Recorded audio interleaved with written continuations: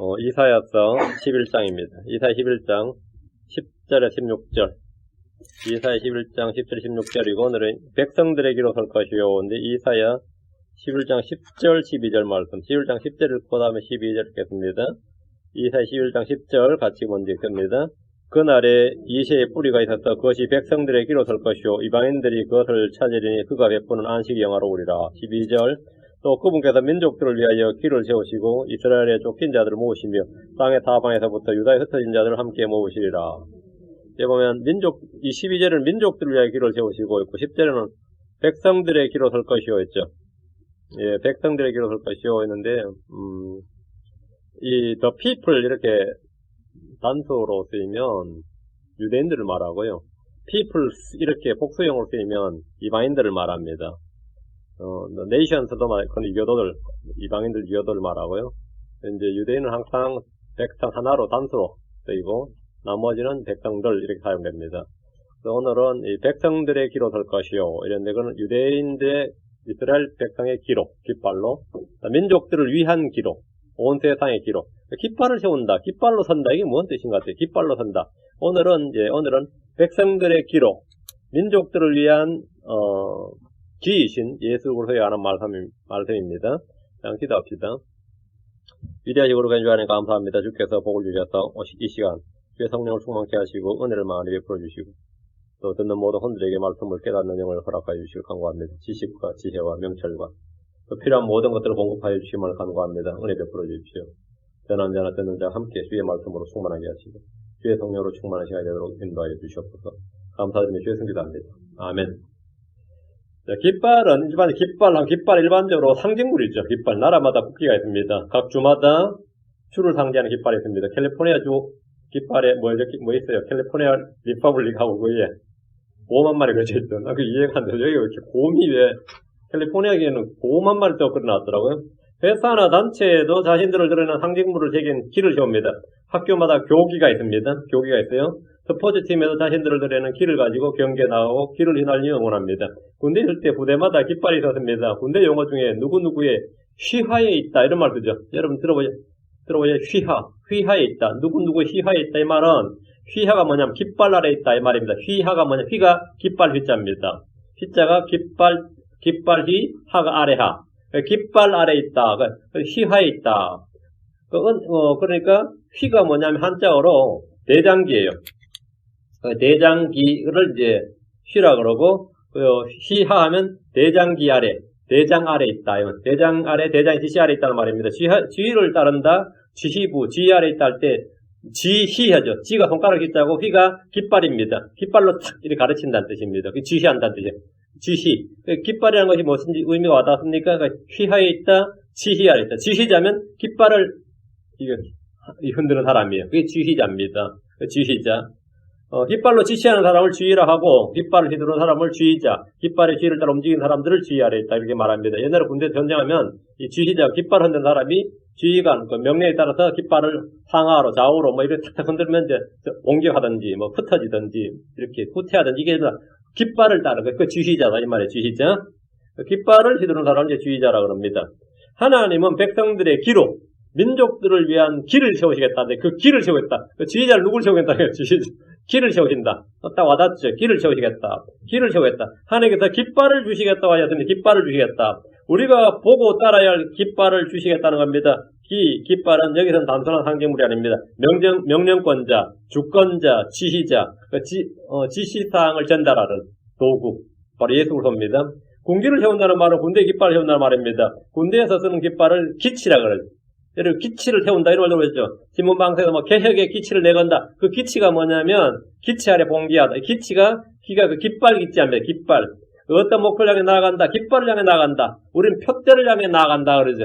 그 표대, 깃발, 기치, 지휘, 휘장은 아니고 전부 휘하 이 전부 다 전부 깃발에 관련된 말입니다.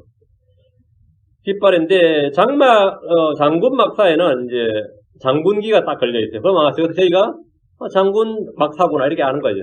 그 야전에 나가면 전부 다 텐트 치는데 어디가 어딘지 어떻게 알아요? 부대마다 다 깃발로 표시하는 겁니다. 깃발로. 중대마다, 소대마다 깃발로. 그러니까 이제 쥐희부에는 당연히 쥐희부에 대장기가 꽂혀 있는 거죠. 그 전부 다 하얀 장막이라도 그걸로 이제 구분하는 거예요. 그 이제 각 부대의 깃발이 걸리고 군사들은 그 깃발을 표시로 삼아서 건물들을 이제 확인하는 겁니다. 하나님께서 우리에게 깃발을 주셨다는 것은 우리의 대장이 누구고 누구의 부대고 누구의 명령을 따라 움직이는지 보여주는 겁니다. 출애굽기로 가서 여러분 잘 아시는 5절 여호와 니시란 말 있죠. 여호와 니시가 무슨 뜻 같아요? 출애굽기 17장 15, 16절 모세가 제단을 닦고 그 이름을 여호와 니시라 하였으니 여호와 니시라 하였으니 그가 이르기를 주께서 아말렉과 대대로 싸우리라고 주께서 맹세하셨도다 하였기 때문이더라. 여호와 니시란 말의 뜻이 여호와는 나의 깃발, 니시가 깃발입니다. 여호와 니시, 여호와는 나의 깃발이다. 모세는 전제해 주시며 이스라엘 대장임을 선포한 것입니다. 전제해 주신 하나님, 전제해 이스라엘 대장이신 여호와 하나님을 선포한 겁니다. 이스라엘은 그분의 군대입니다. 예수는 그분의 대장이십니다. 예수님은 영광의 왕이시고 강하고 능하신 주시고 전투에 능하신 주십니다. 우리는 그리스도의 좋은 군사들로 부름받았습니다. 우리는 다 그리스도의 좋은 군사들입니다. 하나님께서 우리를 위해 싸우신다. 이것이 여호와 니시입니다. 우리를 위해 싸운다. 그분이 우리를 위한 깃발이다. 깃발이다. 교회나 크리스천이 가진 깃발은 주 예수를 봅니다. 군대가 전쟁 중에 깃발을 잃어버렸다든지 깃발을 빼앗겼다든지 하면 패했다는 뜻입니다. 어딘가 깃발을 꽂았다, 깃발을 세웠다. 어떻게 된 거죠? 승리했다는 말입니다. 10편 나와서 20편 5절, 10편 20편 5절, 60편 5절, 74편 4절, 세 구절 본 10편 20편 5절, 10편 20편 5절, 60편 5절, 74편 4절, 10편 20편 5절. 우리가 내 구원을 기뻐하며 우리 하나님의 이름으로 우리의 깃발들을 세우리니, 우리 하나님의 이름으로 우리의 깃발들을 세우리니. 우리의 깃발은 뭐냐면, 너희들은 표시가 뭐냐면, 우리는 우리는 크리스천이다. 우리는 크리스천이다면, 그리스도께 속한 자들이다. 우리 하나님의 이름으로 우리의 깃발들을 세우리니, 주께서 내 모든 청을 이루어주시길 원하노라. 이스라엘이 하나님의 이름으로 세운 깃발이라면, 눈에 보이는 가식적인 깃발은 옛날에 뭐냐면, 예루살렘 성전이었어요. 이게 주의 집이다. 이렇게. 그렇죠? 예루살렘 성전이었습니다. 성전이 불탄 후에는 회당들을 세웠습니다. 그것이 그들이 주의 백성이라는 깃발이었습니다. 매주 마지막 날 하루 안식을 지키는 것도 그들이 주의 백성임을 보여주는 깃발이었습니다. 안식일이 깃발이에요. 우리는 너희들 오늘 왜 노냐? 왜 오늘 일 하나도 안 하냐 이거? 왜 불도 안 켜고 걷지도 않고 하나도 일 안 하죠? 왜 그러냐면 이게 우리와 이민족들, 이교도들, 이방인들과 구분시켜주는 한 날이란 말이에요. 안식일은 하나님의 들어간 사이에 맺은 영원한 표적입니다. 사내아이들이 태어난 지 8일 만에 받은 할례도 그들에게 주어진 표적이고 몸에 주어진 주의 백성이라는 언약의 표시입니다. 매 식사 시간마다 먹는 음식 규례는 자신들과 이방인들을 구분해주는 표시였습니다. 우리는 왜 햄을 안 사느냐? 왜 돼지고기를 안 먹느냐 그러면 유대인들은 딱 그죠. 하나님께서 부정하는 음식이라고 금지했다 이거죠. 우리는 먹습니다. 크리스천이니까. 그거는 그 식탁 위에 그 식사가 이미 구분된 거였어요. 구분된 거였습니다. 식사가. 예전에 미국의 유럽 전부 다 싱크대가 반으로 갈라진 게 없었습니다. 전부 다 통일지 우리 교회처럼. 그런데 유대인들은 음식할 때 이렇게 갈라야 되기 때문에 싱크대를 다 갈랐어요. 여러분 요즘 뭐 최소 2개나 3개로 갈라진 싱크대 있죠. 그게 다 분리입니다. 분리. 이 음식은 여기서 해야 되고 이 음식은 여기서 되고 기름하고 이건 같이 쓸 수 없단 말이지. 그래서 다 분리를 한 겁니다. 그래서 그걸 이제 따라서 지금 이제 모든 싱크대가 나죠. 요즘 싱크대 웬만한 가정용 싱크대 다 갈라놨죠. 다 갈라놓은 게, 어떤 사람도 그래요. 귀찮은데 하나로 한 개가 일하긴 더 편하다 그랬죠. 식당 같은 데서. 본래 갈라져 있는 게 훨씬 더 사실은, 성결이지. 성결이지. 그게 레이기에 따른 거예요. 레이기에 따라. 그런데 한 겁니다. 그런 이제 음식을 훨씬 더 깨끗하게 할 수 있는 거죠. 그리고 이쪽 싱크대, 이쪽에서 요리할 거, 이쪽에서 요리할 거, 이쪽에서. 칼도 다 갈라였어요. 그 유대인들의 그 칼은 고기 자른 칼, 채소 자른 칼, 다 다릅니다. 딱 다 갈랐어요. 그 자체가 뭐냐면 그들의 뭐죠? 표식이었다고. 그 자체가. 주의 율법은 대표적인 표지. 주의 율법은 이스라엘이 하나님의 이름으로 세우는 깃발이었습니다. 우리가 하나님의 이름으로 깃발을 세워놔선 하나님의 이름을 널리 공포하고 드러내 보일 수 있도록 행동한다는 말입니다. 주의 깃발은 주의 이름을 보여줄 수 있도록 우리가 말과 행위로 그분을 드러내는 겁니다. 이스라엘은 민족, 국가 그 자체가 하나님을 증언하는 증인으로서 표적이었고 깃발입니다. 하나님이 그들의 주요 반석이요 주이심을 증언하고 그들이 주의 종이요 주의 백성임을 주변 민족들과 온 세상에 널리 알리도록 부름받아고 선택받았습니다. 시편 60편 4절. 주께서 주를 누려하는 자들에게 깃발을 주시면 진리로 인하여 그것을 펼치게 하려 하심이니이다. 주님께서 깃발을 주셨다잖아요. 그리고 주의 진리로 인하여 그것을 펼치게 하려 하심이니이다. 셀라. 하나님 주를 두려워하는 자들에게 깃발을 주십니다. 왜 주십니까? 숨겨놓는 거 아닙니다. 상징물 아니에요. 펼치라 이거예요. 주께서 주신 깃발이 뭡니까? 진리의 깃발입니다. 주의 말씀은 진리입니다. 주의 수로는 진리입니다. 시편 119편 142절에 주의 의는 영존한 의요 주의 법은 진리니이다. 시편 119편 151절에 오 주여 주는 가까이 계시오니 주의 모든 명령은 진리니이다. 주께서 주시는 깃발이란 바로 주의 진리신 말씀입니다. 주께서 주신 깃발, 주의 진리신 말씀이. 이사야 25장 1절에 오 주여 주는 나의 하나님이시니이다. 주께서 놀라운 일들을 행하셨으므로 내가 주를 높이고 주의 이름을 찬양하리이다. 주께서 옛적에 정하신 계획들은 신실함과 진리니이다. 주의 계획이 뭐라고? 진리다 이거예요. 그걸 펼치라 이거예요. 주께서 행하신 일들이 진리입니다. 주 예수님께서는 내가 길이요 진리요 생명이라고 하셨습니다. 주의 성령은 진리입니다. 주께서 주를 두려워하는 자들에게 깃발을 주셨고 진리로 인하여 그것을 펼치게 하셨습니다. 주의 성령을 어떻게 펼칩니까? 어떻게 성령의 은사와 성령의 열매로 우리 것을 드러내보는 겁니다. 그게 진리입니다. 그걸 펼치는 겁니다. 하나의 이름을 선포하는 것이 깃발을 펼치는 겁니다. 깃발은 장식물이 아닙니다. 깃발은 펼치고 세우고 휘날림으로 그것을 보여주어 사람들이 그 지시를 따르게 하는 겁니다. 가르쳐 지키게 하라. 그게 바로 깃발입니다. 주께서 깃발을 주시면 진리로 인하여 그것을 펼치게 하려 하심이니이다. 우리는 진리를 선포해야 됩니다. 우리는 주의 이름, 주의 사랑, 주의 원능, 주의 신격, 주께서 행하신 일들, 주의 계획들을 낱낱이 널리 알려야 됩니다. 선포해야 됩니다. 그것이 우리가 펼쳐야 될 깃발입니다. 시편 74편 4절. 제가 잠깐 반생적 이야기했는데 어제 내가 한국에 아주 유명한 선교사님의 부흥회를 하나 설교를 들었어요. 30분 정도 듣다 말았는데 아주 유명한 선교사라서 30분 동안 성경구절이 하나도 안 나오더라고. 1시간 반짜리 설교인데 1시간 반까지 가도 안 나오겠다 싶어가지고 결국은 제가 듣다 말았어요. 그래서 이거 30분이 지나도록 지금 한 구절이 안 나오는데 근데 어떻게 그렇게 유명하신 분이 됐냐 해서 말씀을 잘 풀었다 이건 아니겠죠. 왜 그런 것 같아요. 사람들은 그걸 원치 않는 거예요. 말씀을 원치 않는다 이 시대는. 시편 74편 4절. 시편 74편 4절. 그러니까 여러분은 훌륭한 거예요, 지금. 시편 74편 4절. 주의 원수들이 주의 회중들 한가운데서 소리를 지르며 자기들의 깃발을 세워 표적들로 삼았나이다. 여보세요. 주의 원수들이 주의 회중들 한가운데서 소리를 지르며 주의 원수들이 예루살렘에 와가지고 주의 회중들 한가운데서 소리를 지르며 자기들의 깃발을 세워 표적들로 삼았나이다. 자기들의 깃발을 세웠다 이거예요. 자, 예루살렘에 지금 요즘 무슬림들이 와가지고 예루살렘에 3등분대 있습니다. 지금 현재 예루살렘 3등분대 있는데 이 무슬림들이 거기 자기들 성지라 그러는데 다 전혀 성지 취급 안 합니다. 그 축구하고 막 놀아요. 그 예루살렘 다 비디오 찍어놓은 거 보면 성지라면 어떻게 감히 애들이 거기서 축구하고 놀아요. 그러다 시간 되면 전부 다 메칼 향해서 예루살렘을 엉덩이로 대고 머리를 메칼 향해서 절하고 있다고. 그건 말도 안 되는 짓거리를 하는 거지. 주의 회중들 한가운데서 소리를 지르며 자기들의 깃발을 세워 표적들로 삼았나이다. 성도들이 가진 주의 깃발이 있고 악한 자들이 가진 자기 깃발이 있습니다. 한국의 국기는 태극기죠. 한국의 학교는 모든 관공서로 큰 건물들은 국기가 개양되어 있습니다. 북한의 국기는 인공기입니다. 그렇죠? 중국의 국기는 오성홍기입니다. 오성이란 말은 별이 5개란 말이에요. 근데 빨간 거기 바타에다 오성홍기라 그래요. 미국의 국기는 성족이라고 합니다. 미국 땅에서 성족을 어디서나 볼 수 있습니다. 근데 서울의 어느 집회에서 막 사람들이 막 몇천 명 몰렸는데 태극기와 성족을 같이 막 흔들어. 태극기와 성족을 같이 막 흔드니까 태극기와 성족을 같이 흔든단 말이죠. 그 서울 집회에서 한국 사람이. 그때 어떤 사람들이 왜 한국 사람들이 한국 땅에서 시위를 하는데 태극기 흔드는 거 오케이. 성족을 왜 같이 흔드냐 하니까 그러면서 친미 사대주의라고 막 비난했어요. 근데 그 전에 좀 더 황당했던 일은 서울 시내에서 이 중국 국기, 오성 행기를 들고 막 설친 이들이 있었습니다.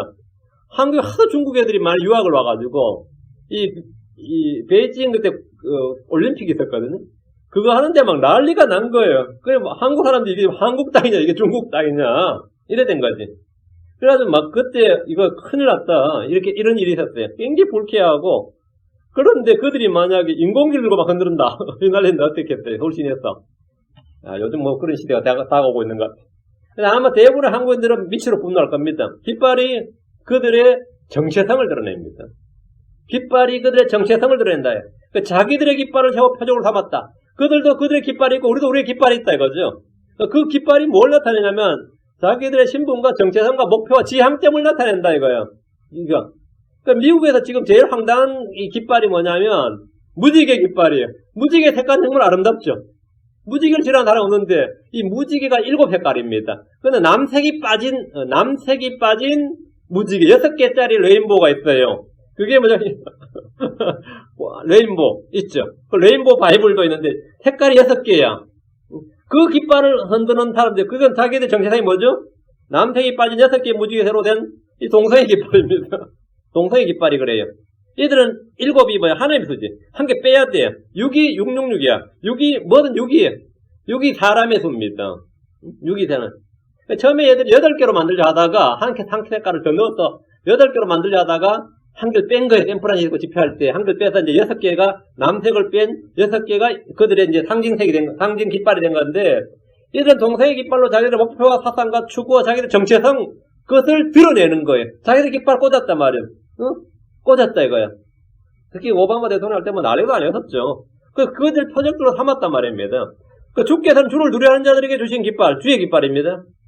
그렇죠? 악한 자는 해중들 가운데서 깃발을 표적으로 삼았다 이거야. 자, 주의 해중들이 가진 깃발이 뭐냐요? 그럼 우리가 가진 깃발은 우리가 꽂고 우리가 날린 깃발은 뭐냐? 처음에 진리라 그랬죠? 두 번째 뭐죠? 사랑입니다. 아가서 2장 4절.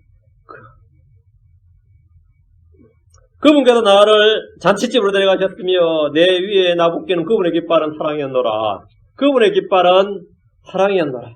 그분의 깃발은 사랑입니다. 자, 우리가 가진 깃발이 사랑이다. 이거는 뭐 너무 유명합니다. 하나님은 사랑이시니라. 이 말은 교회나 선교단체에서 내건 대표적인 깃발 중에 하나고 대부분 교회에서 우리 뭐 자기 교회를 가진 사람들은 보통 교회에다 밴 하나 붙이죠. 뭐 떼기든지 뭐 하잖아요. 그거 보면 하나님은 사랑이시니라. 이거 뭐 그런 거 아니면 뭐 요한복 마태복음 6장 33절이라든지 뭐 하나님 왕국을 먼저 구하라. 뭐 너희는 먼저 하나님 왕국을 의를 구하라. 뭐 붙인다든지 이 교회 슬로건을 붙일 때 가장 많이 붙이는 게 뭐죠? 하나님 사랑이시니라예요. 하나님 사랑이니까. 뭐 사랑의 교회 가보세요. 뭐 붙여 있는가? 하나님은 사랑이시니라. 이게 딱 붙어 있단 말이에요. 대표적인 깃발 중에 하나가 이겁니다. 기독교의 핵심 가치고 자랑 중에 하나가 이겁니다. 하나님은 사랑이시니라. 하나님께서 우리를 사랑하셔서 자신의 독생자를 주었다는 것은 모든 설교의 핵심이고 주제입니다. 하나님의 사랑이 하나님은 모든 성도를 높이 세우고 널리 펼치는 그분의 깃발입니다. 불신자들도 기독교라 그러면 사랑의 종교 이렇게 말합니다. 주 예수로 십자가는 우리를 향한 하나님의 사랑을 보여주는 사건입니다. 깃발입니다. 이게 깃발이에요. 푯대예요. 로마서 5장 8절에 우리가 아직 죄인이 될 때 그리스도께서 우리를 위해 죽으심으로 하나님께서 우리를 향한 자신의 사랑을 당당히 제시하시느니라. 그리스도께서 우리를 죽으심으로 사랑을 제시했다잖아요. 교회는 그리스도의 군대입니다. 우리는 모두 그리스도의 좋은 군사들입니다. 우리가 세운 깃발, 우리 위에 나붙기는 그분의 깃발은 뭐냐? 사랑이다. 우리 위에 나붙기는 그분의 깃발은 사랑이었노라. 아가 6장 4절에 오 내 사랑아 너는 디르사같이 예쁘고 예루살렘같이 아름다우며 깃발을 세운 군대같이 위엄이 있구나. 아가 6장 10절에 아침같이 찬란하고 달같이 아름다우며 해같이 맑고 깃발을 세운 군대같이 위엄 있는 여자가 누구인가? 깃발을 세운 군대같이 깃발을 세웠다요. 교회가 세운 깃발은 하나님의 사랑입니다. 교회가 위엄 있게 세운 깃발은 주 예수 그리스도입니다. 우리는 예수의 이름으로 말합니다. 예수의 이름으로 침례받습니다. 예수님의 이름으로 가르치고 명령합니다. 예수님의 이름으로 기도합니다. 예수님의 이름으로 감사드립니다. 무엇을 하든지 말은 행해나 주 예수 그리스도의 이름으로 행합니다. 예수 그리스도가 우리의 깃발이기 때문입니다. 다시 이사 11장. 자, 본문을 보겠습니다. 이사 11장 10절. 그날에 이새의 뿌리가 있어서 그것이 백성들의 기로 설 것이요 이방인들이 그것을 찾으리니 그가 베푸는 안식이 영화로우리라. 이새의 뿌리가 있어. 그날에 하면 주의 날이죠. 이새의 뿌리가 있어. 이새의 뿌리가 누구라고 했죠? 이새의 뿌리, 이새의 줄기, 예수로입니다. 1절에서 이새의 줄기, 이새의 뿌리들에 나는 것들이 무엇인지 말씀했습니다. 이새의 줄기에서 한 막대기가 납니다. 이 막대기는 자 이새가 나무라 치고요. 그럼 줄기가 있고 뿌리가 있겠죠. 이새라는 한 사람을 나무라 보면 줄기가 있고 뿌리가 있는데 그 이새 줄기에서 한 막대기가 난다. 근데 이 막대기가 이새라는 나무가 있다면 나무에서 막대기가 나면 같은 종류이죠. 당연히. 그런데 이세 줄기에서 막대기 하나 났는데 이게 쇠막대기야. 그럼 뭐 돼야 되는 거예요? 이세는 나무인데 막대기가 됐다 그러면 뭐 돼야 되는 거죠? 이거 말이 돼, 안 돼. 이 막대기는 특이한 쇠막대기다 말이야. 그 자연법칙이나 생물학적이나 뭐 상식적으로 말이 되지 않습니다. 이세를 한 그루 나무로 한다면 거기서 나는 막대기, 그에 뿌리 들여서 나는 한 가지는 당연히 같은 종류이 됩니다. 그런데 이세 줄기, 이세 뿌리 나는 한 막대기 한 가지는 그리스도 즉 하나님입니다. 사람에게서 하나님이 났다. 어때요? 우리 집 개가 새끼를 낳았는데 사람이 낳았어요. 어때? 아, 난리는, 그걸 만들면 난리 이야기지. 우리 집 소가 송아지를 낳았는데, 사람이 낳았다. 어떨 것 같아요? 사람이 나왔다. 아이고, 황당한 이야기죠. 놀라서 자빠질 이야기도 하고, 막, 이거 끔찍한 이야기지. 근데, 이 세 줄기에서 한 막대기가 나왔다. 근데 세 막대기가 나왔다. 이거 뭐 알되냐, 이거. 다윗의 뿔에서 한 사람이 한 가지가 나왔는데, 그분이 누구라고? 다윗이 주라고 부른 그리스도라고 하나님이란 말이죠. 사람에서 하나님이 나신 겁니다. 사람이 하나님이 된 게 아니고, 그것도 뭐 말도 안 되지만, 사람에서 하나님이 나신 것이다. 사람에서 하나님이 났다 이거예요. 이런 개나 소나 말이나 벌레에서 사람이 났다는 것보다 더 황당한 말입니다. 예수님은 이세의 막대기요, 가지면서 이세의 뿌리입니다. 예수님은 다윗의 가지면서 다윗의 뿌리입니다. 그분은 사람이 되신 하나님, 육체가 되신 하나님이기 때문입니다. 그래서 이거는 믿을 수가 있는 내용이 아니에요. 그건 뭐 미스터리, 신비라 그럽니다. 신비. 하나님 모든 것에 머리이시고 뿌리이십니다. 그런데 그분께서 사람의 모습으로 이 땅에 오실 때 여자의 씨, 아브라함의 씨, 다윗의 씨를 취하셨습니다. 자, 10절. 그날에 이세의 뿌리가 있어서, 그것이 백성들의 기로 설 것이요. 그날에 하면 주의 날을 말한다 했어요. 이세의 뿌리는 예수 그리스도입니다. 그것들이 백성들의 기로 설 것이요. 백성들의 깃발로 선다는 것은 그분이 왕이요. 백성들 다스리는 통치자로 선다는 말입니다. 그렇죠? 기로 섰다. 깃발로 섰다. 깃발 의미하시겠죠? 깃발. 통치자 왕이 되었다 이 말이에요. 캘리포니아주의 깃발에 곰이 그려져 있습니다. 이스라엘 국기를 보면 다윗의 별이하고 흰별이 하나 그려져 있습니다. 아랍권 나라들의 깃발엔 대부분에 달이 그려져 있습니다. 무슬림들 국가 하면 달 그려져 있다 이러면 그건 제가 무슬림 국가들이에요. 그건 달신을 섬기기 때문이죠. 이런 상징물의 깃발과 달리 그날의 백성들의 깃발은 그림이나 조형물이 아니라 살아계신 하나님께서 그 재림하신, 하늘에서 오신 재림하신 주 예수 그리스도께서 지에 서시는데 그분이 깃발이다 이거예요. 어느 나라 어느 민족이라도 재림하신 그리스도를 볼 수 있습니다. 그분이 그들의 깃발이 됩니다. 일본 사람들도 일장기가 아니라 주 예수 그리스도가 그들의 기가 되고, 한국 사람들도 태극기가 아니라 그날에는 주 예수님이 우리의 기가 됩니다. 이것은 천년왕국 있게 될 일입니다. 주 예수님 외에 다른 분을 높일 수가 없고, 눈을 들면 그분 외에 아무것도 보이지 않을 겁니다. 우리의 상징은 우리의 예수님이다. 태극기가 아니고 성조기도 아니고 일장기도 아니고 오성홍기도 아니고 각 나라마다 우리의 길은 뭐라고요? 예수님이다. 예수님이다. 산들이나 건물들에 세워진 형상들은 모두 부서질 겁니다. 바위에 새겨진 우상들, 사람들이 부어 만든 형상들은 더 이상 보이지 않게 될 겁니다. 집이나 산들이나 들이나 강이나 바다나 어디서든 한 분 주 하나님만 보이게 됩니다. 그것이 성경이 말하는 바 그날에 이세의 뿌리가 있어서 그것이 백성들의 기로 설 것이요 뜻입니다. 이번에 대한 정확한 해석은 제가 막 주석 안 달아댑니다. 로마 15장 12절에 있습니다. 로마 15장 12절. 로마 15장 12절이 이사야 11장 10절의 정확한 성경적 해석이고 주석이에요. 성경이 스스로 성경이 풀어주는 거죠. 로마 15장 12절에 이 깃발의 의미가 나옵니다. 또 다시 이사야가 이르되 이세의 뿌리 곧 이방인들을 통치하기 위해 일어날 자가 있으리니 이방인들이 그를 신뢰하리라 하느니라. 이세의 뿌리 곧 이방인들을 통치하기 일어날 자가 있으리니 이게 뭐죠? 민족들의 백성들을 위한 기란 말이죠. 기. 성경이 스스로 깃발이 통치자 예수로 말합니다. 통치하기 위해 일어날 자, 통치하기 일어날 자. 답이 나왔죠? 이사야 11장 10절하고 딱 비교하면 간단하죠. 성경이 성경을 잘 해석해주는 예입니다. 예수는 온 땅의 모든 백성들이 보게 될 하나님의 깃발입니다. 모든 백성들은 그분의 깃발 아래 있고 그분의 길을 따라 움직여야 됩니다. 그분의 백성들의 길을 섰다는 것은 그분이 이 땅의 정복자요 승리자요 주가 되셨다는 말입니다. 군대는 자신들이 정복한 땅에 자기들의 깃발을 꽂습니다. 주의 날 적그리스도와 짐승이 산채로 불못에 던져지고 땅의 왕들의 군대가 다 멸망할 때 이시의 뿌리가 백성들의 기로 설 것입니다. 11절 이사야 11장 11절 그날에 지금 같은 주의 날입니다. 그날에 주께서 다시 자신의 손을 두 번째 세우사 자신의 백성 중에 남은 자들과 남게 될 자들을 되찾으리니 되찾되 아시리아와 이집트와 바드로스와 구스와 엘람과 시날과 하맛과 바다의 섬들로부터 되찾을 것이요 그날이란 말은 10절과 마찬가지 주의 날입니다.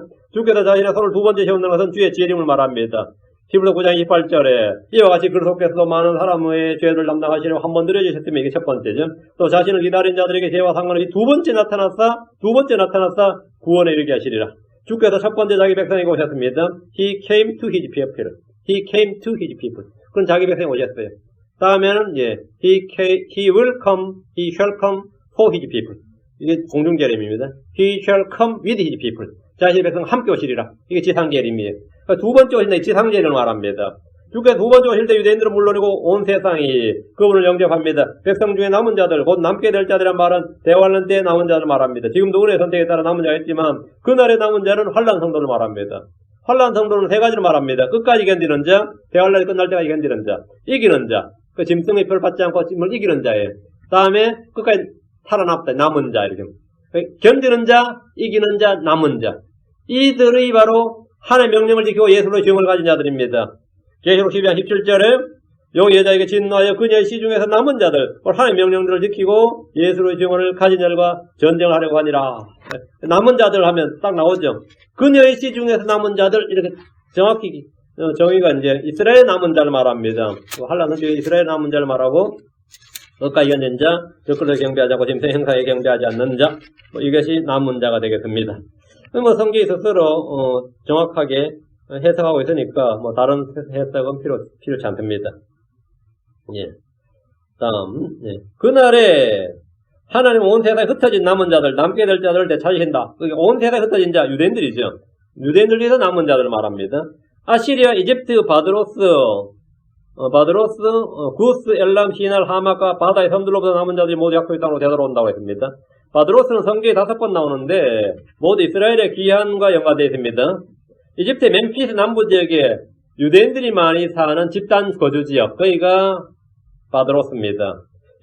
거기가 바드로스고, 구스 땅은 구스 사람이라고 하면 이디오피아 사람을 말합니다. 구스, 그 이디오피아 사람을 말하고, 엘람 하면 페르시아를 말합니다. 시날은 시날 편지로 유명한 바벨론의 뿌리죠.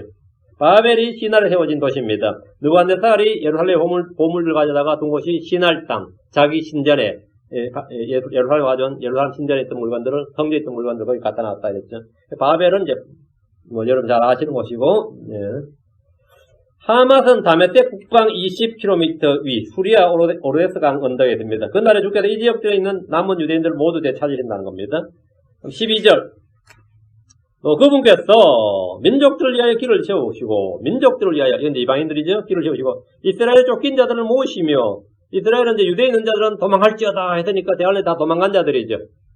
이스라엘이 도망은 사실은 언제부터 했냐면 바벨론 포로기 때부터 했어요. 그때부터 시작해서 도망할지어다 했는데 이제 가장 결정적인 것은 이제 마지막이 뭐냐면 대환란 때 적그리스도가 서지 못한 곳에 선 것을 보던 유대인 있는 자들은 산으로 도망할지어다.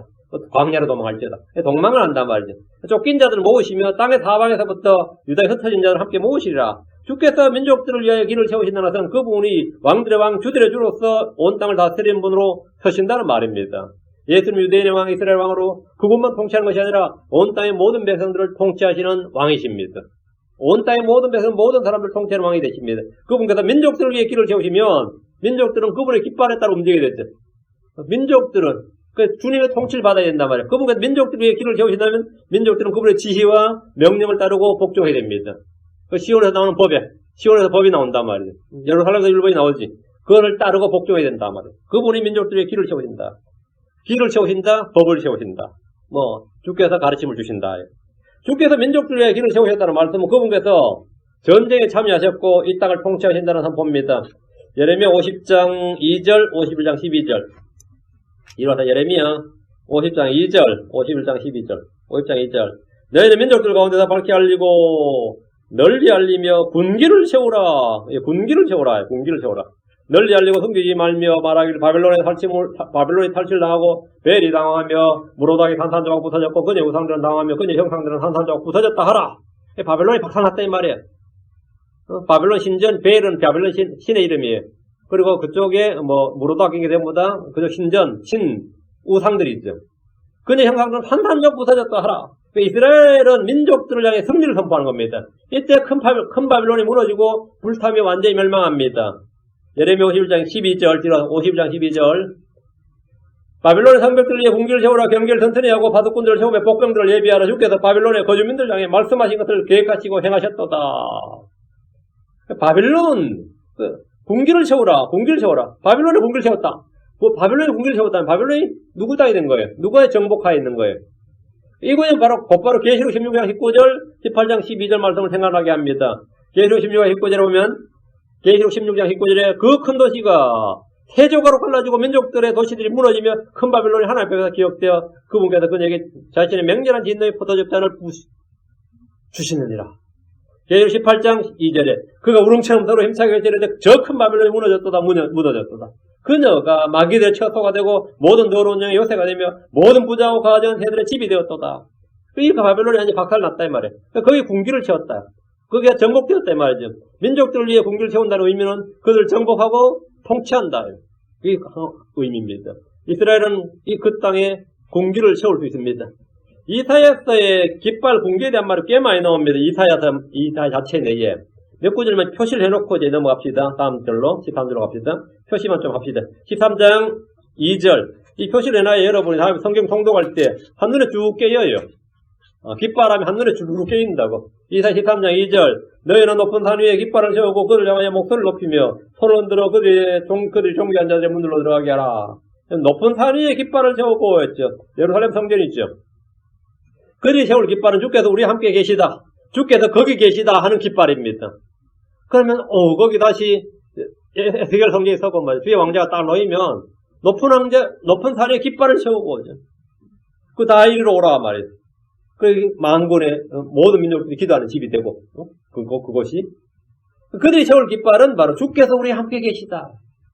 그 다음에 주께서 거기 계시다 깃발입니다. 그리 높은 산 위에 이 깃발을 세우고 목소리를 높이고 손을 흔들면 남은 자들이 모여 시온의 성문들 안으로 들어가게 됩니다. 이방인들은 그분 앞에 경배하기 위해서 문들로 들어가게 됩니다.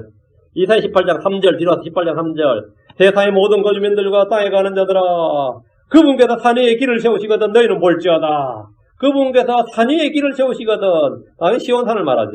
그분께서 나팔을 부시거든 너희는 들을지어다. 주께서 산 위에 길을 세우시면 온 땅의 거주민들이 그것을 보게 됩니다. 지상제 이름은 누구나 볼 수 있는 사건이고 그분의 왕리에 앉은 모습도 누구나 볼 수 있는 사건입니다. 그 바로 깃발이단 말이에요. 예수님께서 오시면 온 세상 그분이 주요 그리스도이심을 그분이 바로 만군의 주 하나님이심을 보고 알고 믿게 됩니다. 유로 49장 22절 이사야 49장 22절 주 하나님 이같이 말하노라 보라 내가 이방인들을 향하여 내 손을 들고 백성을 향하여 내 궁기를 세우리라. 이방인들을 향하여 내 손을 들고 백성을 향하여 내 궁기를 세우리라. 그들이 내 아들들을 팔로 안아 데려오고 내 딸들을 어깨에 메보리라. 주께서 손을 들고 궁기를 세우면 이방인들은 유대인들을 모두 안전하게 팔레스타인 땅으로 귀환하도록 돕습니다. 출애굽 때 이집트 백성들이 이집트 백성들에게 주의 손이 맺을 때 그들이 원하는 걸 주면서 내보낸 것보다 더 극적인 사건입니다. 이사야 59장 19절, 뒤로 59장 19절. 깃발에 얹어라 있는. 그러므로 그들이 서쪽에서부터 주의 이름을 두려워하고 해 뜨는 곳에서부터 그분의 영광을 두려워하리니 원수가 홍수같이 올 때에 무기떠로 온단 말이죠. 유프라테스를 강을 건너서 이역의 기병대가 홍수같이 올 때에만 주의 영께서 궁기를 들어 올리사 전쟁이죠. 주의 영께서 궁기를 들어 올리사 그를 치시로다. 전능자의 큰 날이 있을 전쟁입니다. 이역의 기병대가 홍수같이 밀려들 때 주의 영께서 궁기를 들어 올리시면 그들은 모두 전멸당하고 맙니다. 이사야 62장 10절 성문들을 지나가라. 너희는 백성의 길을 예비하라. 큰 길을 쌓아 올리라. 돌들을 모아 치우고 백성들을 위하여 군기를 세우라. 백성들을 위하여 군기를 세우라. 주를 경배하기에 모여든 사람들을 위해 군기를 세우는 겁니다. 온 땅의 백성들은 주의 군기가 선 것을 보면 이스라엘을 거룩한 백성이라 주께서 구속한 자들을 찾아낸 자라 버림받지 않은 도시라고 부르게 됩니다. 세상이 유대인들을 보는 관점이 완전히 바뀌게 되고 그들을 대하는 태도가 바뀌게 됩니다. 주께서 깃발을 세우시기 때문입니다. 다시 이사야 11장 13절 에브라임의 시기도 떠나고 시기 질투란 말이에요. 시기 질투하는 시기심. 에브라임의 시기도 떠나가고 유다의 대적들도 끊어지며 에브라임이 유다를 시기하지 아니하고 유다는 에브라임을 괴롭히지 아니할 것이요. 에브라임도 유다는 형제가 아니에요. 형제간에 시기심, 질투심이 있습니다. 있죠. 있습니다. 형제간에도 서로 시기하고 질투해요.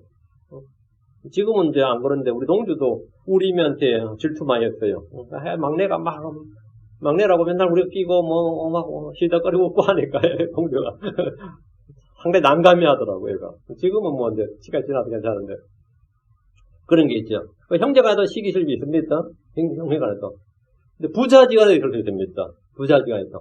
근데 뭐 누가 하는 걸든 난 그건 믿기질 않는데, 이 세상에서 사람이 사람 시기하지 않는 유일한 관계가 엄마가 딸에 대해서는 그렇다는데, 그건 모르겠네. 그런지, 진짜 그런지.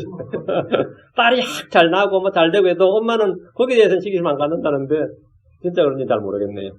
사람이, 에브라임의 시기는, 에브라임이 누굴 시기한다는 거예요? 지금 유다를 시기한다는 거예요. 에브라임과 유다는 형제예요. 다 야곱의 아들들이잖아요. 근데 에브라임 하면 그냥 에브라임이 아니라 북왕국을 에브라임이라고, 남왕국을 유다라 그래요. 형제와 형제도 시기합니다. 서로 싸워요. 서로 싸우고, 칼불이 납니다. 에브라임은 북왕국 이스라엘을 말하고 유다는 남왕국 유다를 말하는데 이 둘은 솔로몬이 죽자 두 개 왕국으로 쪼개졌습니다. 두 개 나라로. 북왕국을 이스라엘하고 남왕국을 유다라 그러는데 에브라임이 유다를 떠났습니다. 10개 지파가 유다를 떠났어요. 에브라임은 북왕국 대표 지파로서 이스라엘을 올렸지만 남왕국 유다를 시기했습니다. 왜 시기한 것 같아요? 더 잘났나 보지. 유다가 에브라임보다 나아요? 에브라임 10개 지파면 2개 지파면 상대가 안 돼야 되는데 유다가 땅이 처음에 워낙 컸어요. 그래서 이게 대등한 거야. 10개 지파와 2개 지파가 뭐 경제력이나 군사력이나 모든 면에서 거의 대등했어요. 이게 희한하게도. 근데 에브라임 북왕국 대표인데 예루살렘이 남왕국 유다에 있었단 말이죠. 그러니까 이스라엘은 기본적으로 종교 공동체인데 성전이 유다에 있는 이상, 성전이 유다 예루살렘에 있는 이상 북왕국 뭐가 된 거죠? 상당히 난감한 거죠. 그러다 다윗을 지은 역사의 정통성이 어디 있다? 유다에 있단 말이에요. 그 영적, 도덕적 이 정통성 문제에서 이 북왕국은 늘 뭐가 있는 열등감을 갖게 되는 거죠. 정통성이 없단 말이죠. 유다는 영적, 도덕적 우월성과 정통성 문제로 에브라임을 무시를 하는 거죠. 무시해. 에브라임 유다에 대해서 시기와 분노, 열등감이 있을 수밖에 없었습니다. 크리스천들도 예수 믿는다고 해서 그게 엎어진 게 아니에요. 예수 믿고 나서도 어떤 사람에 대해서 이 열등감 장렬하면, 장렬하죠. 시기심도 마찬가지고, 목사들도 목사들 간에 시기 질투가 엄청나게 많습니다. 크리스천들도 마찬가지고, 엄청나게 많아요. 여러분 누구한테 가서 어느 목사님 말씀 너무 은혜롭다 그러면 큰일 납니다. 어느 목사님 앞에 가가지고. 그거는 불꽃을 일으키는 일이에요. 성령을 소멸시키는 일이라고. 그리고 어느 집단에 갔다서 어느 집단이 칭찬하고 믿음 옆에 너무 좋다. 나 누구한테 은혜 너무 많이 받나 그러면 아마 전부 다 같이 은혜가 갑절이 되는 게 아니라 은혜가 갑절이 돼야 정상인데 은혜가 갑절이 되는 게 아니라 뭔가 싸해져. 뭔가 분위기가 싸해져요. 뭔가 이상하단 말이죠. 뭔가 육신적이라는 뜻인데요. 육신적이라는 뜻이에요. 에브라임은 자기 백성들이 초대 왕이 에브라임이 북왕국 이스라엘 초대 왕이 여로보암이죠. 여로보암이 왕이 딱 되고 나니까 자기가 걱정이 되는 거예요. 1년에 3번 이스라엘은 무조건 예루살렘 가서 경배를 드려야 됩니다. 율법이에요. 그럼 예루살렘 다 가버리면 1년에 3번이 1년에 3번 그렇게까지가 쉽지만 1년에 3번이 그 적은 수가 아니에요. 1년에 3번이란 말은 엄청나게 많은 거예요. 여러분이 만약 1년에 3번 한국 나가보세요. 한국에 친구들이 맨날 나오냐 그럴 겁니다. 응? 제가 군에 있을 때 한 달에 한 번씩 외박 나왔거든요. 처음에 6개월 만에 처음 한 번 외박 나왔잖아. 아이고 6개월 만에 나왔다 그러죠. 그 다음부터 나오면 좀 제발 그만 나오라 그래요. 외박이 휴가니 뭔 놈 군대가 그렇게 휴가가 잡냐 그래요. 부모도 귀찮아합니다. 부모도 귀찮아요. 좀 나오지 말라 그래요. 그냥 군대에 있으면 짱밖에 있는 거지. 왜 자꾸 집으로 오냐. 처음에 한 번 첫 휴가 때 난리치고 두 번째 휴가 때 세 번째부터 왔냐 그래요. 왔냐 그래요. 근데 이스라엘이 1년에 3번을 만약에, 북왕국 이스라엘 3번을 예루살렘으로 계속 간다 생각해보세요. 여로보암 위험을 느끼죠. 그래서 여로보암이 딱 생각한 게, 성전 예배를 딱 중단하고, 대신 단과 베델에다가 신전 하나 만들어 놓고, 금송아지 제단을 딱 만들고, 금송아지를 만들고, 이것이 하나님입니다. 이렇게 경별하게 합니다. 그러니까, 유다 사람들이 볼 때 어떻겠어요? 꼴같지 않은 짓을 하고 있는 거지. 그러니까 인정을 하겠습니까? 안 하겠습니까? 저런 사이비 놈들 말이야. 이단들, 사이비, 벗어는 타락한 놈들, 이렇게 당연히 나오죠. 우리도 킹잼 성경 쓰는 사람들이 개혁성 보면 저 사이비. 저거 가지고, 그러면 걔들 보면 완전 열받지.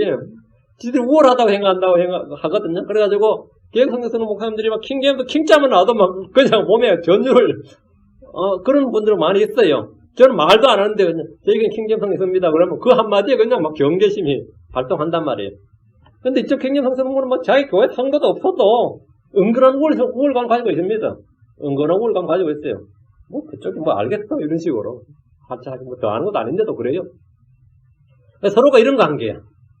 덕분에 남북관계가 남한국과 북한국의 남북관계가 형제관계가 아니라 완전히 적대관계였습니다. 지금 한국의 남북관계보다 더 심한 거예요.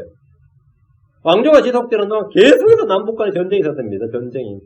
아주 전쟁이 외적하고 싸우는 거 더 힘들었어요. 유일하게 전쟁이 없었던 때가 아합과 여호사밧. 북한국에는 아합이 왕일 때, 남한국 여호사밧. 둘 다 걸출한 왕이다. 아합은 세속적인 왕으로 걸출했고, 여호사밧은 영적인 왕으로 걸출한 왕이었는데, 이 둘 다 서로가 속에는 궁극이 속에 있었는데, 인척관계를 맺었어요. 인척관계. 인척관계를 맺고 화해를 시도했지만, 그 이후로는 다시 싸움이 시작되었습니다. 주께서 오시면 더 이상 에브라임과 유다는 시기하는 관계, 적대관계, 경쟁관계가 아니다 말이에요. 내 안에 있는 경쟁심, 시기심, 질투, 막 초론 뭐 이런 게 있으면 주님 오시면 다 해결됩니다. 주님 오시면 다 해결되는데 그렇지 않은 주님 오시기 전에 해결돼야 되죠. 지금 해결돼야지 아니면 곤란합니다. 아니면 시기나 질투, 경쟁이 전부 다 육신에서 나오는 것들입니다. 에브라임은 그때는 유다를 더 이상 시기하지 않는다는 거죠. 유다는 에브라임을 괴롭히지 않습니다. 그 내분의 문제가 가족 간의 문제, 형제 간의 문제가 완전히 해결된다 이 말이에요. 외부의 적들도 멸망합니다. 유다의 대적들은 14절 나옵니다. 14절. 유다의 대적들은 14절. 그의 서쪽으로 나라가 블레셋 사람들을 껴안고 함께 동쪽 사람들을 노력하며 에돔과 모압에게 손을 내리니 암몬 자손이 그들에게 복종하리라. 블레셋, 에돔, 모압, 암몬이 유다의 대적들입니다. 성경 지도를 보면 블레셋은 유다 지파의 서쪽에 있으면서 국경을 맞대고 있습니다. 암몬 족속은 갓 지파와 루벤 지파 경계를 맞대고 있고 모압은 루벤 지파 아래에 위치하고 그 암몬, 루벤, 에돔이죠. 그리고 에돔은 사해 아래에 있었는데 사해 바다 아래에 있었는데 유다 지파 동쪽 경계를 맞대고 있습니다. 역사적으로 이들은 끊임없이 유다를 공격했습니다. 주께서 민족들의 길을 세우시면 이스라엘은 주변 민족들을 가볍게 제압합니다. 다윗이나 솔로몬의 시대에 그랬던 것보다 더 쉽고 확실하게 블레셋을 제압하고 에돔과 모압을 칩니다. 암몬 자손은 그들에게 복종합니다. 정치인들이 중동 평안에 아무리 사연을 해도 이 나라들 간의 분쟁은 없어지지 않습니다. 주께서 깃발을 세우시면 그날의 모든 문제가 깨끗하게 해결됩니다.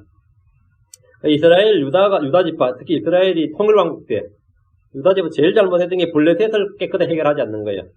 블레셋은 자기 땅 안에 있는 동쪽 지중해에 붙어있는 작은 땅인데 그걸 빨리 복송 못한 것은 그건 황당한 일이에요. 그거는 신라나 벽제가 가야 땅을 정복하지 못한 것보다 더 나쁜 거예요. 그럼 빨리 정복을 해가지고 완전히 해결해버렸으면 탄탄대로였죠. 근데 블레셋이 완전 뒤에 진짜 목에 가시였던 거죠. 거기 위치하고 있어가지고 아주 애먹었죠. 역사대로 계속. 그래서 지금도 이 팔레타인 자치지역이라고 그러죠. 지금 팔레타인 자치 피에로라고 하는 팔레타인 자치지역이 그 사람들이 블레셋하고는 아무 상관이 없습니다. 근데 이 이스라엘 나라 세운다 그럴 때 애들을 대적할 어떤 대력을 만들기 위해서 이스라엘 제일 싫어할 만한 이름을 골랐는데 블레셋이었어요. 성경에 보니까 블레셋이 이스라엘과 가장 적대관계다. 그러다 블레셋 그 필리스틴에서 피에로가 된 겁니다. 그래서 이름을 필리스틴하고 지은 거예요. 지금 피에로라고 한 거 있죠.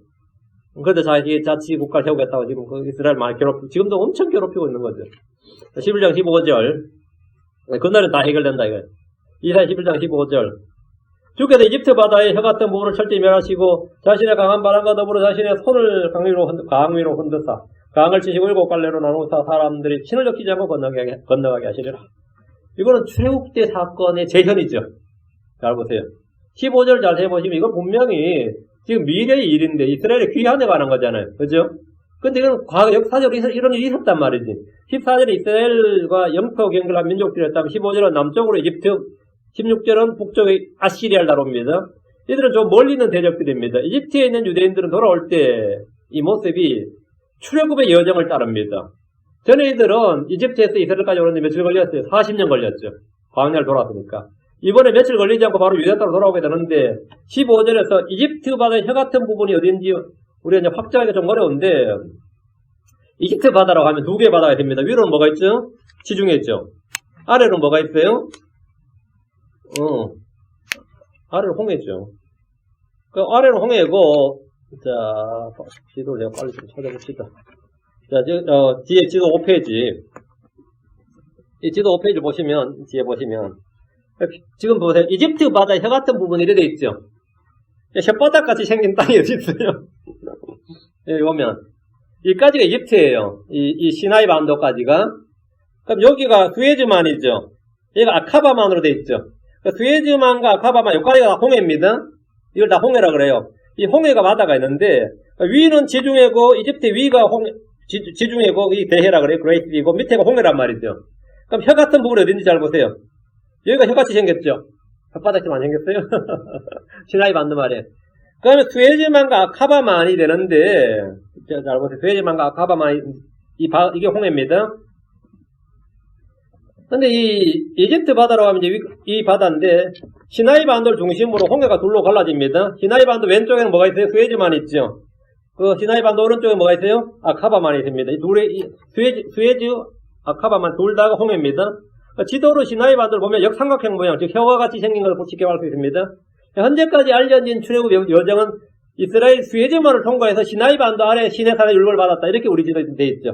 일부 주장은 그것이 아니고 아카바만을 통과해서 사우디아라비아에 있는 그 미디안 땅 시내산, 아라비아에 있는 시내산의 율법을 받았다. 이게 성경에 나온단 말이에요. 아라비아에 있는 시내산 하면 이건 아카바만을 통과해야지 수에즈만을 통과하면 안 된단 말이에요. 아카바만을 통과해서 아카바만의 홍해를 통과해서 거기 아라비아에 있는 시내산의 율법을 받았다 이거예요. 일부 주장 이렇다 이거죠. 주께서 이집트 바다에 혀 같은 물을 철저히 멸하신다 하면 시나이 반도 맨 아래쪽까지 철저히 멸하신다 이 말이고 이집트 전역 경계 전체이죠. 출애굽 때 이스라엘은 홍해를 건넌 적이 있어요. 주께서 강한 바람을 보내셔서 바다를 갈라버리셨습니다. 그렇죠. 여러분 뭐 출애굽기 잘 나오면 바다를 갈리셨는데 주께서 오셔서 이스라엘을 모으실 때 그들 이집트에서 나와서 어떻게 한다고요? 조상들이 건넜던 홍해 바다를 다시 건넌단 말이죠. 이때 배를 타고 건너는 것이 아니라 전부 다 주께서 오셨다, 주께서 재림하셨다면 전부 다 돌아오라 하면 이스라엘을 다 돌아오라 하는데 이집트에 살던 사람들이 이 아카바만을 아니면 수에즈든지 아카바만을 통과할 때 갈 때 출애굽 때처럼 다시 바다가 쫙 갈라지면서 통과한다 이거예요.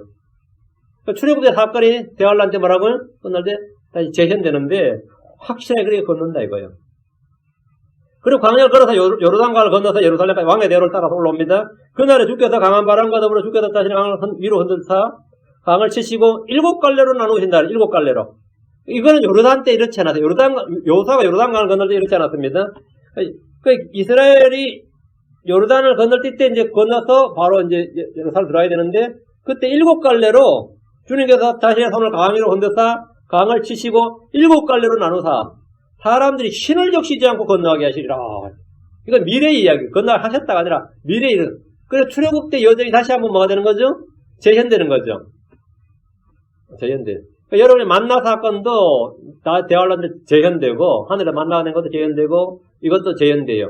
이런 진리들은 이제 일반 교회에서는 거의 뭐 언급 자체가 없어서 이게 무슨 소린가? 이 교회에서만 가르치는 그게 아니고 예 성경에 있는 말씀입니다. 성경에 있는 말씀이에요. 그래서 이 과거에 있었던 역사의 사건이 미래에 있는 예언적 사건이에요. 그래서 예전에 있었던 일이 과거에 있었던 일이 다시 미래에 있다. 이것이 이제 전도서 1장 9절 10절에 이미 있던 것, 즉 그것이 후에 있겠고 이미 행한 것을 다시 행하시려니 헤아려는 새 것이 전혀 없도다. 무엇을 가리켜 보라. 이건 새 것이랄 것이서랴. 그것은 우리가 있기 전에 이미 옛적부터 있었느니라. 옛적부터 있었느니라. 그건 이 말씀이 실감나는 예가 바로 이겁니다. 홍해가 갈라지고 요르단을 건너는 장면이 똑같습니다. 요사 때 강은 벽처럼 물이 섰지만 이번에 7갈래로 나누시고 신발에 물이 젖지 않도록 완전히 마르게 해버리신다는 겁니다. 이 강 한번 건너야 되는데 그죠? 여러분 건널 일이 없어요. 하늘에서 내려옵니다. 하늘에 내려오지 뭐 이 강 건널 일이 없습니다. 환란 통과로 온 자는 말짱 거짓말이에요. 16절 다시 가서 이사 11장 16절 아시리아를 떠난 그분의 백성 중에 남은 자들 즉 남아있을 자들을 위하여 큰 길이 생기리니 큰 길이 생기리니 언더라인 큰 길이 생기라니. 이번 북쪽에서 오는 사람들은 아시리아는 저 북쪽인데 저기서 오는 사람들 어떻게 있나고요? 남은 자들, 곧 남아있을 자들 위해 큰 길이 생기리니 그것은 곧 이스라엘 이집트 땅에서 나오던 날에 그에게 있었던 것과 같으리라. 큰 길하면 어느 정도 길일 것 같습니까? 왕의 대로라고 합니다. 왕의 마차가 마음대로 왔다 갔다 할 수 있는 길, 크기, 넓이, 그 큰 길. 아시리아에서 이스라엘로 오는 이들에게는 큰 길이 생깁니다. 대로가 생긴다고. 그러니까 오솔길, 오막길, 막길에 힘들게 하는 게 아니라 대로가 쫙 예루살렘까지 그냥 대로가 직통을 열리네. 옛날에 모든 길은 로마로인데 지금 모든 길은 예루살렘으로 옵니다. 이 길은 이스라엘 이집트 땅에서 나오던 날에 있었던 것 같다고 했는데 그럼 옛날에 이집트에서 이스라엘로 나올 때 이런 대로가 있었냔 말이죠. 있었어요? 없었어요? 이집트에서 이스라엘 백성이 나오는데 라암세스에서 출발했는데 대로가 있었냐 이거죠. 있었다는 거죠. 민수기 20장 10절 19절. 민수기 20장 10절 19절. 여기 보면 왕의 대로 킹스 하이웨이가 나옵니다. 민수기 20장 17절, 민수기 20장 17절. 원하건대 우리가 당신의 지역을 지나가게 하소서. 우리가 밭이나 포도를 지나가지 아니하고 우물물도 마시지 아니하며 우리가 왕의 큰 길로 건드라. 왕의 큰 길로만 가고 당신의 경계를 지나갈 때까지 오른쪽으로 왼쪽으로 치우치지 아니하리다 하나이다. 왕의 큰 길로, 이러죠. 왕의 큰 길로. 킹스 하이웨이. 킹스 하이웨이. 이스라엘은 왕의 큰 길로만 갔다 그럽니다. 19절. 이스라엘 자손이 그에게 이르되 우리가 큰 길로 지나갈 것이며 나와 내가 뒤에 당신의 물을 마시면 내가 그 값을 드리리이다. 내가 내 발로 걸어서 지나갈 뿐인즉 아무 일도 하지 아니하리다 하였으나 출애굽 때 이스라엘이 갔던 길이 바로 킹스 하이웨이, 왕의 대로였습니다. 왕의 대로입니다. 자, 21장 뒤로서 완장 넘겨서 21장 22절. 민수 21장 22절. 내가 당신의 땅을 지나가게 하소서. 우리가 밭에서든지 포도원에든지 들어가지 아니하며 우물물도 마시지 아니하고 당신의 지경을 통과할 때까지 왕의 큰 길로만 가리이다 하였으나 왕의 큰 길, 어느 정도 크기? 4차선, 8차선, 12차선 어때요? 그러니까 차량 통행로처럼 왕의 마차가 다니던 큰 길이었습니다. 왕의 마차가 다니던 큰 길. 이런 일이 아시리아에서 이스라엘까지 열린다는 거예요. 아시리아에서 이스라엘까지. 그럼 이스라엘은 거기서 그렇게 왕의 대로를 따라서 예루살렘으로 오면 돼요. 하나님께서 남은 자들의 귀환을 위해서 모든 것을 준비해 주심을 볼 수 있습니다. 엄청난 일이죠. 이건 인계 정말 표적이고 기적이죠. 인계 정말 표적이 기적이, 진정한 기적이죠. 가는 길이 너무 멀어 힘들어. 힘들 거 없어요. 왕의 대로가 있어요. 그 길을 따라가면 도착하는 겁니다. 그게 바로 하나님께서 그 길을 따라 모으는 방법이에요. 남쪽 이집트에서 오는 사람들은 다시 한번 홍해와 요단을 건너는 것이고 북쪽에서는 이 길과 같은 길, 왕의 대로를 따라서 예루살렘에 도착한다 하였습니다. 오늘은 백성들의 길로 설 것이요 이걸 했는데 여러분이 이야기로 내용 하나도 없었을 것이고요. 우리 주님께서 깃발, 우리에게 깃발이 되신다 이렇게 우리가 그분의 지시를 따르시면 되고 우리가 그 깃발을 보고 그분을 보고 그 표대를 향해 달려가면 됩니다. 그분이 우리의 표대고 우리의 깃발이십니다. 기도합시다. 이대하여 거룩한 주 안에 감사합니다. 함께 도우시 문을 열어주시고 복을 위해서 주의 영을 충만케 하시고 은혜 많이 주셔서 저희 앞에 저희 눈에 보이는 우리 위에서 우리 십자가 또 그분께서 목박에 달린 그분의 몸을 우리가 봅니다. 아버지 하나님께서 이 시간 지혜와 계심을 많이 주시고 깨닫는 영을 주시고 영적 지각의 눈을 밝혀주셔서 이 말씀에서 나오는 기이한 것들 놀라운 것들을 볼빛으로 해주시고 깨닫도록 해주시고 감사합니다. 아버지 하나님 제가 이 성경을 볼 때 그냥 글자로 읽는 것이 아니라 하나님의 영으로 하나님의 생명으로 말씀 그 자체를 접하도록 도와주시옵소서. 듣는 모든 분들에게 기쁨과 즐거움이 넘치게 해주시고 그 안에 성령이 충만하도록 해주십시오. 감사드리며 주의 긍휼합니다. 아멘.